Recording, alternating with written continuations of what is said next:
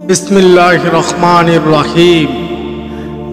আলহামদুলিল্লাহ, আজকে অনেক গুরুত্বপূর্ণ আলোচনাগুলো করব। একটি আমলের কথা বলবো। এই আমলটি হলো, আমরা যদি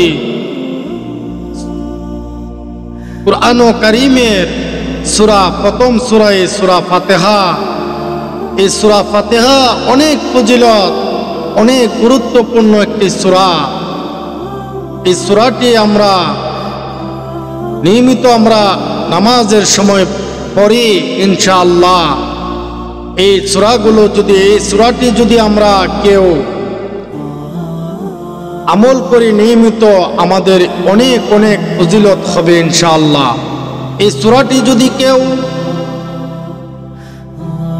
শুদ্ধ করে সুন্দর করে পড়ে, যদি যেই জায়গাতে বেতা অথবা কোনো সাপে অথবা কোনো বিষাক্ত কোনো কিছু কামড় দিয়ে থাকে, ওই জায়গাতে যদি ফুঁক দিয়ে মেসেজ করে দেই, মহান আল্লাহ রাব্বুল আলামিনের রহমতে এই বিষাক্ত জায়গাগুলো আল্লাহ পাক এই বিষগুলো তুলে ফেলবেন আল্লাহর কুদরত দিয়ে।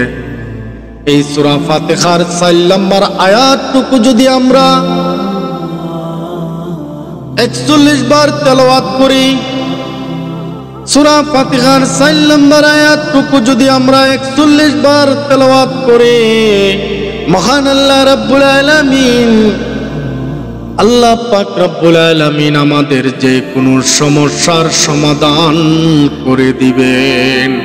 আমরা যদি ইকিন আর বিশ্বাস রেখে আমলগুলো করতে পারি, ইকিন আর বিশ্বাস যদি আল্লাহ পাককে একান্তভাবে বিশ্বাস করি, আর যদি বিশ্বাসের নামই হলো ঈমান, ঈমান যদি না থাকে আপনার কোনো আমলই কাজে হবে না।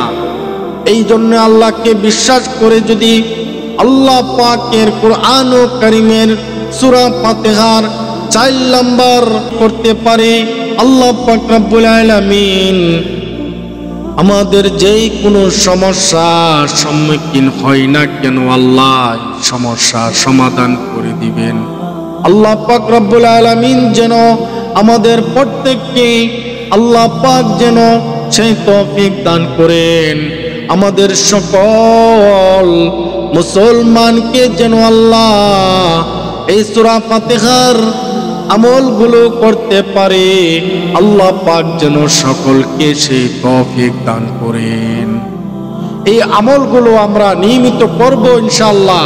কারণ এই কুরআন ও কারীমে যতগুলো আমল দিয়েছেন, যতগুলো সূরা দিয়েছেন, প্রত্যেকটা সূরাই, প্রত্যেকটা অক্ষরই আমাদের জন্য মঙ্গল, আমাদের উপকারী। আল্লাহ পাক রব্বুল আলামিন আমাদেরকে এই কুরআন ও কারীম দিয়েছেন শুধু আমাদের হেদায়েতের জন্য।